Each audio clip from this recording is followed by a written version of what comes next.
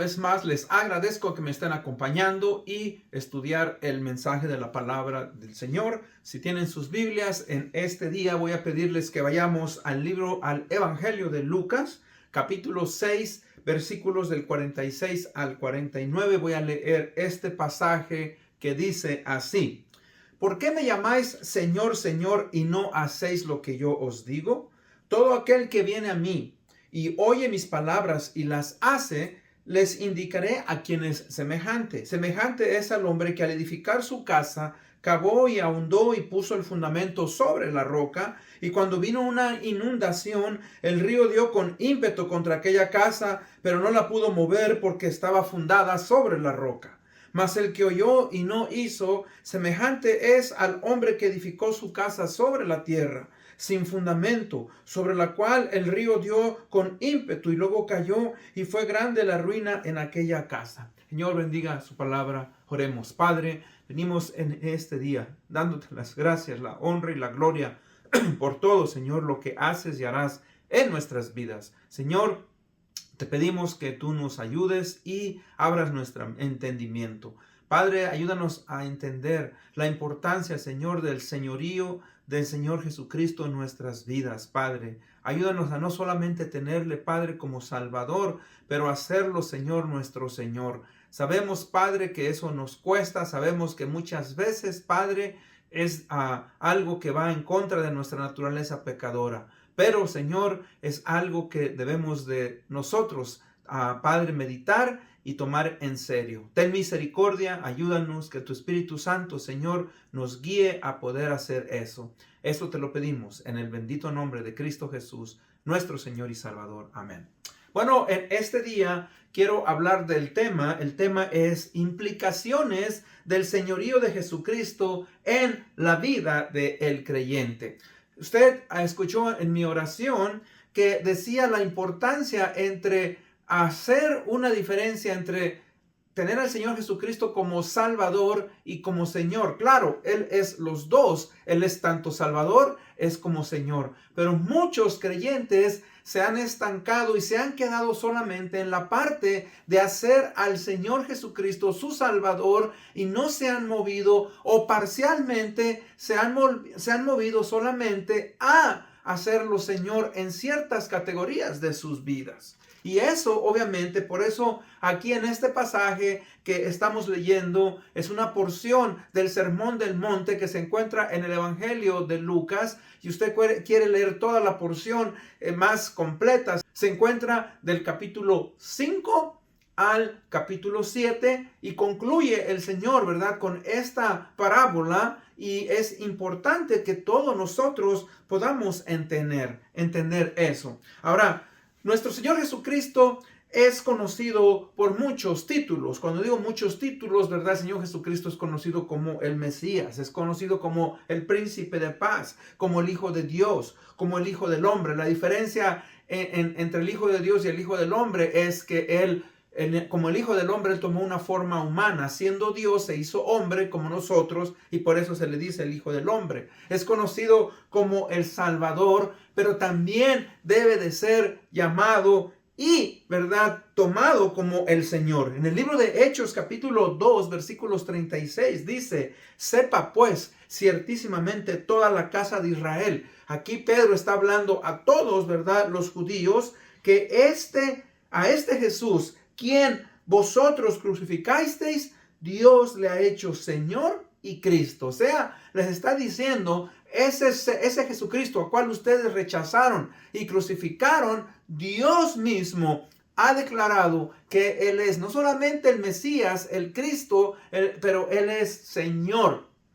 Y eso es algo, ¿verdad?, que después el apóstol Pablo desarrolló en sus cartas, como en la carta de los Filipenses, capítulo 2, al terminar. Dice que el apóstol Pablo dice que en el nombre de Jesús se doblará toda rodilla y toda lengua confesará que Jesucristo es Señor. Así que fíjese que todo esto, mis hermanos, es importante. Aunque cada uno de los títulos que yo mencioné anteriormente tiene un significado en particular, el llamar al Señor Jesucristo Señor implica sujeción obediencia, entrega, rendición total de nuestras vidas a Él. O sea que cuando nosotros le llamamos Señor y no le hacemos Señor en nuestras vidas, eso no es algo, decimos que es congruente, es algo, ¿verdad?, que muestra parcialidad en nuestro juicio y en nuestro entendimiento. Por eso el Señor, cerrando el sermón del monte, les está diciendo: ¿por qué me llamáis Señor, Señor, y no hacéis lo que yo os digo? O sea que obviamente muchos de nosotros, como decía yo, hemos entendido, mis hermanos, ese título de Señor parcialmente. Ahora yo entiendo, cuando uno viene al Señor Jesucristo, uno obviamente, yo creo que el 99.9% de los que se convierten, yo fui uno de ellos. Cuando yo vine al Señor Jesucristo, yo lo hice mi Salvador, porque yo estaba consciente de que si yo moría, yo iba a ir al infierno. Entonces entregué mi vida, le dije: Señor, por favor, transfórmame, cámbiame, aquí estoy. Y verdad, lo hice mi Salvador. Pero me tomó mucho tiempo, muchos años, el entender el concepto de que no solamente se le hace Salvador, pero que también tiene que hacérsele que nuestro Señor. Y es necesario, fíjese, que cada uno de nosotros como creyentes, ¿verdad?,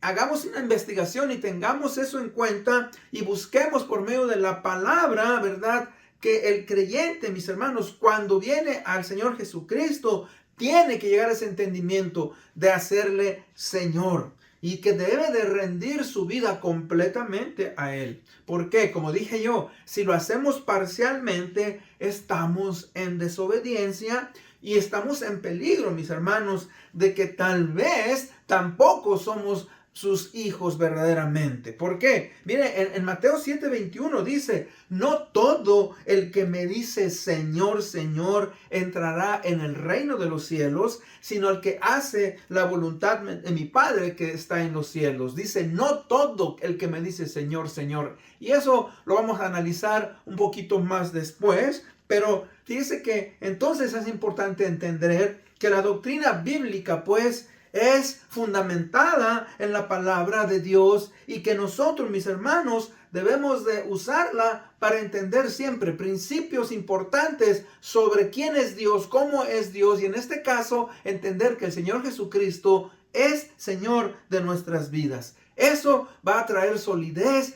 va a traer madurez. Eso va a hacer que usted y yo, mis hermanos, podamos servir, podamos nosotros en la iglesia local, ¿verdad?, ser usados de una manera en la cual obviamente estamos sujetando y sometiendo nuestras vidas al Señor Jesucristo. Así es que hoy, pues, quiero hablar sobre la importancia del señorío de Jesucristo en la vida del cristiano.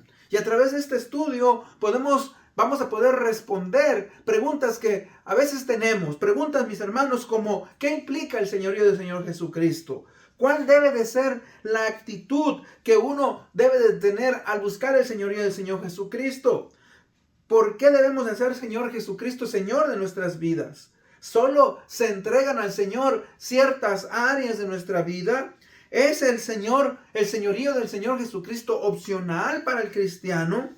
¿Y cómo, mis hermanos, debemos entonces responder a ese llamado del señorío que Él hace a cada uno de nosotros? Así que, pues, primeramente, vamos a ver características del señorío de Jesucristo. Características del señorío del Señor Jesucristo. Y hay algunas características, nuevamente, que son muy importantes, que nos describe el pasaje que acabamos de leer, para poder entender y aceptar ese señorío que el Señor nos está diciendo.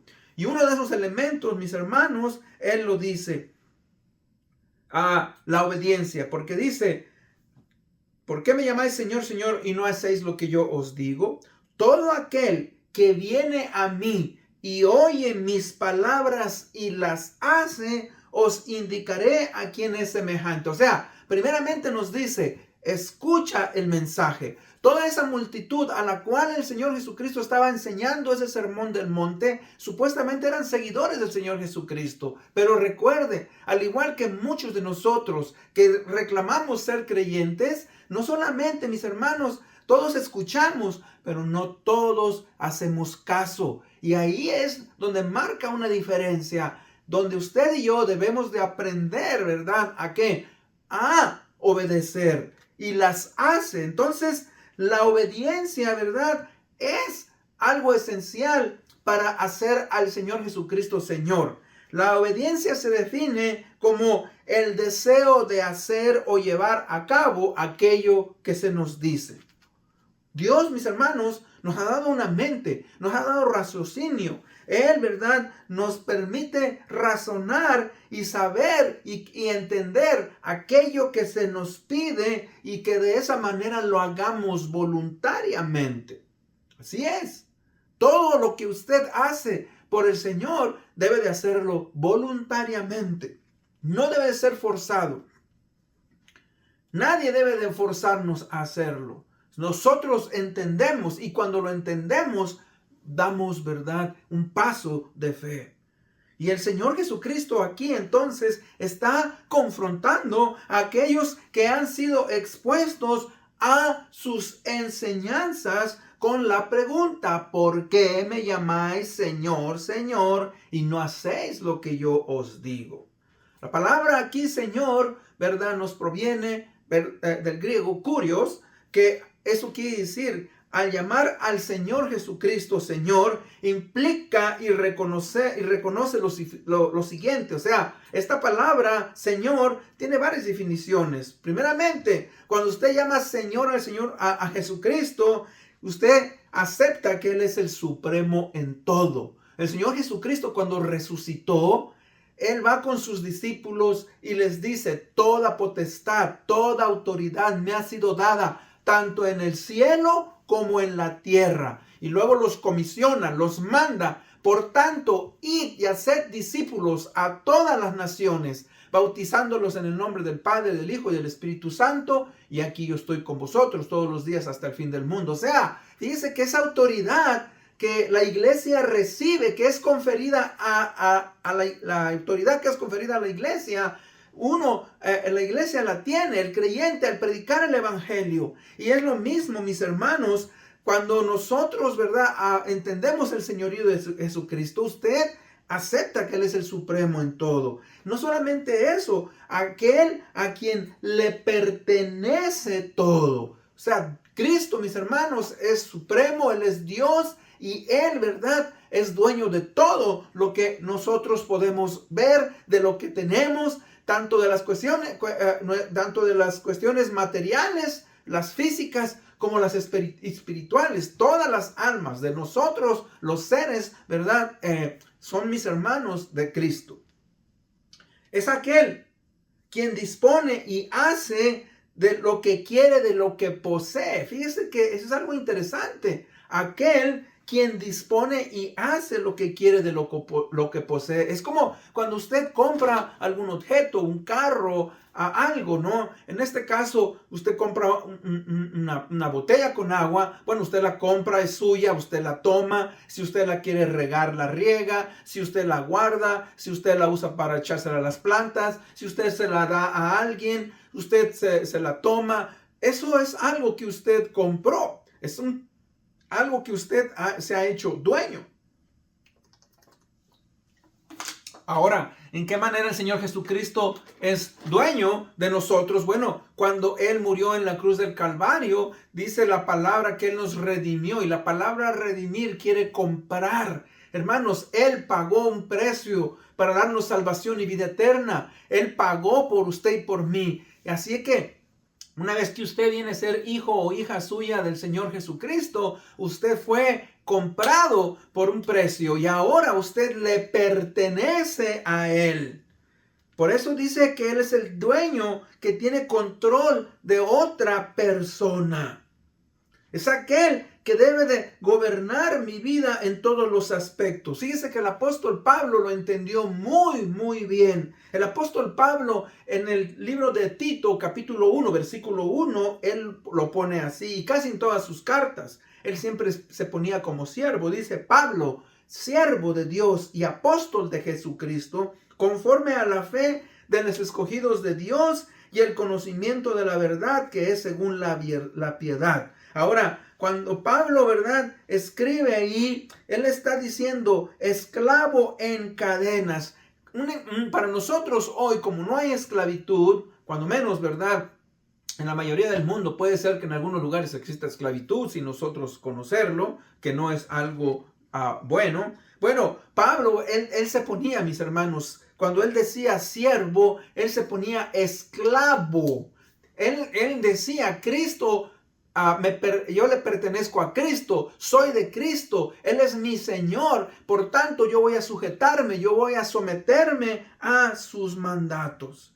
¿Y sabe qué? Es una de las realidades del día de hoy. Una de las realidades de nuestros días es que la palabra siervo ha venido, mis hermanos, a ser solamente, ha venido a dejar de ser un sinónimo de esclavo. Y usamos la palabra sirviente. Un sirviente es pagado, nos sirve, pero sabe que él se va a su casa. Y una vez, ¿verdad?, que obviamente ya no está en nuestra casa, o lo que él nos hace, ya él no somos dueños de esta persona. Y aún, aunque nosotros le paguemos, nosotros tenemos que tratarlo con respeto, etc. Pero en aquellos tiempos, mis hermanos, que había esclavos, el esclavo entendía que él le pertenecía completamente a su amo.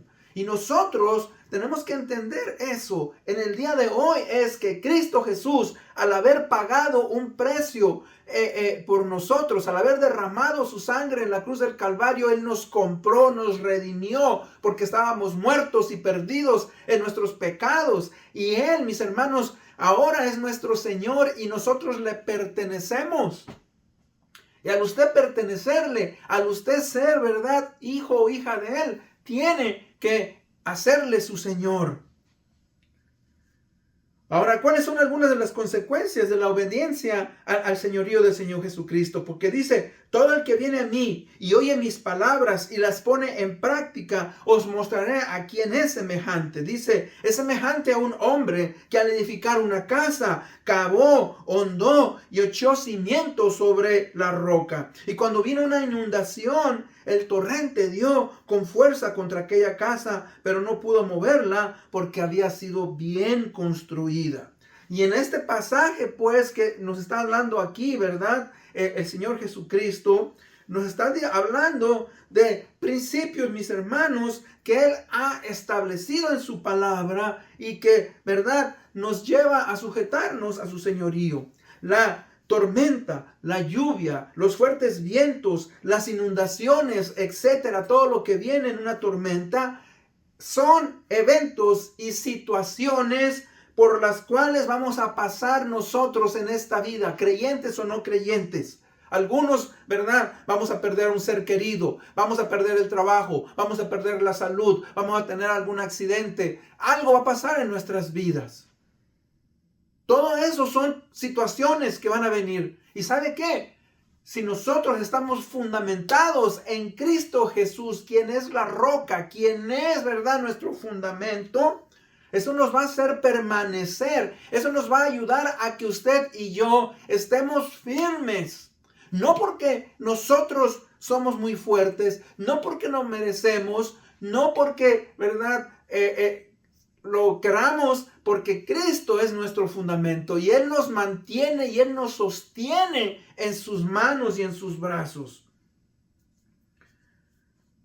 Dice que una vida espiritual, mis hermanos, con el Señor Jesucristo requiere, ¿verdad?, ese entendimiento.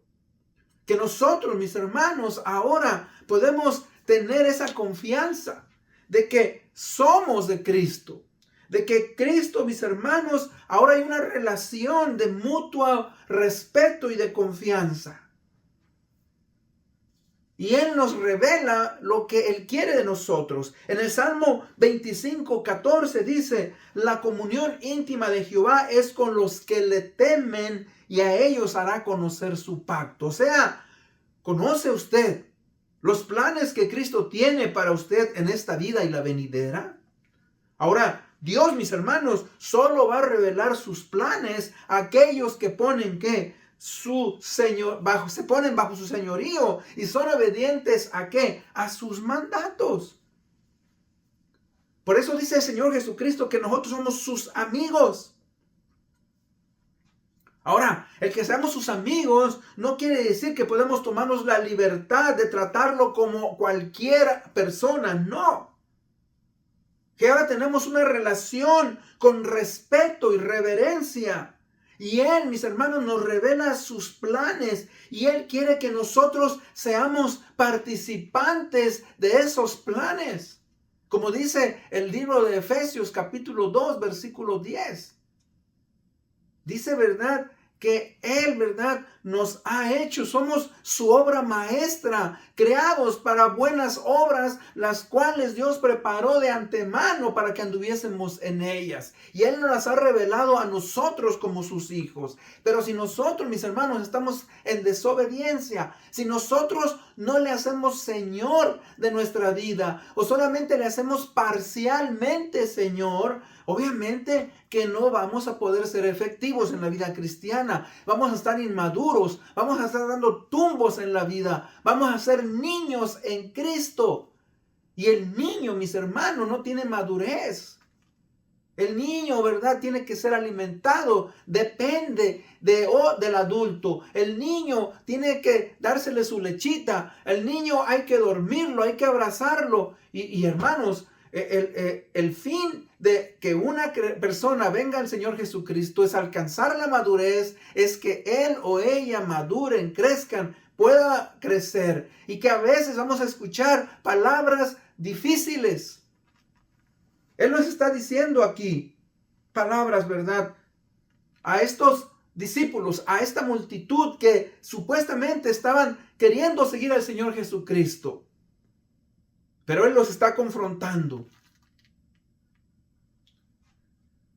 Fíjese que si nosotros no hacemos eso, vamos a tener una vida débil. ¿Cuáles son las consecuencias de la desobediencia al señorío del Señor Jesucristo? El versículo 49 dice: mas el que oyó y no hizo, semejante es al hombre que edificó su casa sobre la tierra sin fundamento, contra la cual el río dio con ímpetu y luego cayó, y fue grande la ruina en aquella casa. Hermano, amigo que me escucha, entonces déjeme decirle, una vida espiritual débil, con una relación débil con Jesucristo, es algo, ¿verdad?, que no nos va a permitir conocerle como deberíamos. Un cristiano, mis hermanos, que no ha desarrollado el señorío de Jesucristo, solo conoce las cosas superficiales de la palabra. Tiene una relación superficial con Jesucristo. Usted puede decir que usted tiene una relación muy buena con el Señor Jesucristo, pero si usted no le ha hecho Señor de su vida, usted está, ¿verdad?, en peligro. Su vida espiritual corre en peligro. ¿Por qué? Porque usted no va a conocer los planes completos de Dios.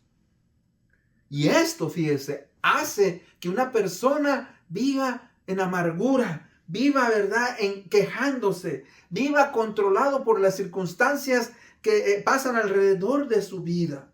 Estas la golpean. Eso, mire, eso es lo que está diciendo, ¿verdad? Es semejante a aquel que edificó su casa sobre la tierra. Ahora, en el Evangelio de Mateo, en el capítulo 7, el Señor Jesucristo lo pone de esta manera. Dice, edificó sobre la arena, porque edificar sobre la arena todavía es más peligroso. ¿Por qué? Porque la arena es llevada muy fácil por el agua. Sin fundamento, contra la cual el río dio con ímpetu y luego cayó, y fue grande la ruina de aquella casa. O sea que es una relación, fíjese, que tenemos con Dios, con el Señor Jesucristo, pero no hay un conocimiento pleno, no hay una confianza, un respeto a Él. Tratamos al Señor Jesucristo, mis hermanos, como a cualquier persona, como a cualquier individuo. Tenemos miedo de conocerle. No hay una intimidad en nuestra relación con Él. Cuando hablamos de una intimidad, cuando usted conoce al Señor Jesucristo, lo hace su Señor, usted entiende atributos de Dios que obviamente, mis hermanos, nosotros, ¿verdad? Ignoramos. Tenemos miedo. Muchos individuos, muchas personas tienen miedo a entregarle su vida, a rendirse. No tenga miedo. Eso es algo que debemos de hacer. Ese peligro es difícil. Porque mire, el haber edificado en un fundamento erróneo nos puede hacer desviar de la verdad. Cuando digo un fundamento erróneo, mire, hay personas que son muy intelectuales. Están edificando sus vidas en la educación. Han ido a una universidad como Harvard, como Yale, como, no sé, cualquier universidad. Y dicen, yo no necesito de Dios. Eso es para los débiles. Yo tengo mi conocimiento. Otros, ¿verdad? Han puesto han edificado sobre las cosas materiales, sobre las posesiones. Es algo muy importante para ellos o para ellas. Otros han edificado en los placeres de este mundo. Nuestra juventud del día de hoy no quieren saber de Dios. O muchos, la mayoría no quieren saber de Dios. Ellos quieren vivir la vida, quieren vivir el día de hoy. Y eso es necedad porque vamos a morir un día. Nos centramos en nosotros mismos, ¿verdad? Y eso nos va a hacer perder la vida eterna. Por eso es peligroso. Mire, Mateo 7:21 lo pone de esta manera. Dice, no todo el que me dice Señor, Señor entrará en el reino de los cielos, sino el que hace la voluntad de mi Padre que está en los cielos. Muchos me dirán en aquel día, Señor, Señor, no profetizamos en tu nombre, y en tu nombre echamos fuera demonios, en tu nombre hicimos muchos milagros. Entonces les declararé, nunca os conocí, apartados de mí, hacedores de maldad. Fíjese cómo él mismo está diciendo, ellos están diciendo, en tu nombre profetizamos, enseñamos. En tu nombre, ¿verdad? Sacamos demonios. En tu nombre hicimos aún milagros. Pero eso, fíjese, su motivación era incorrecta de estos individuos. No lo hicieron porque querían honrar a Cristo. Lo hicieron porque ellos se sentían bien. Y tener al Señor Jesucristo implica, ¿verdad?, que nosotros vamos a seguir adelante, que nosotros vamos, ¿verdad?, a honrarle y a glorificarle a pesar de nuestros sentimientos, a pesar de cómo nos sentimos. El libro de Proverbios 3:5 dice, fíate de Jehová de todo tu corazón y no te apoyes en tu propia prudencia. Reconócelo en todos tus caminos y Él enderezará tus veredas. Fíjese, cuando dice que no te apoyes en tu propia prudencia, en tu propio conocimiento, en tus emociones, tu personalidad, tu conocimiento, tus sentimientos, confía en Dios. Entreguémosle al Señor Jesucristo nuestras vidas. Él, mis hermanos, es el Señor verdadero. Porque le voy a decir una cosa, el pecado, Satanás, también, ¿verdad?, tienen en cierta manera un señorío sobre nosotros muchas veces. Y le voy a decir, el yugo del Señor Jesucristo es mucho más fácil y es de bendición que el yugo del pecado y que el yugo de Satanás, porque el yugo del pecado y el yugo de Satanás nos lleva a destrucción y a una perdición eterna, mientras que sujetarnos al Señor Jesucristo nos lleva a ver nuestro estado de pecado, a sujetarnos a Él y obtener la vida eterna. En conclusión, cuando usted y yo escuchamos sobre una guerra entre una o dos naciones o instituciones, pero en este caso entre dos naciones, a veces hay una tregua en la cual cada país acepta ciertas condiciones que una demanda. Pero esta tregua, mis hermanos, es temporal. Si el conflicto no se llega a arreglar de un acuerdo, tiene que haber una rendición total de una de las naciones. Y esta rendición tiene que ser, como dije yo, total y no parcial. ¿Y sabe qué? Eso es lo mismo. Nosotros, mis hermanos, tenemos que rendirnos y aceptar las condiciones que Cristo Jesús nos pone como Señor en su señorío. La rendición al Señor Jesucristo debe de ser total. Es un deber del creyente. Nuestra rendición y sujeción a sus mandamientos no puede ser parcial. Debe de ser total. Cristo es Señor. Cristo también es Salvador. Y muchos solamente lo tienen como un Salvador, pero no se han movido a hacerlo su Señor. Y esto no es una opción para el verdadero creyente.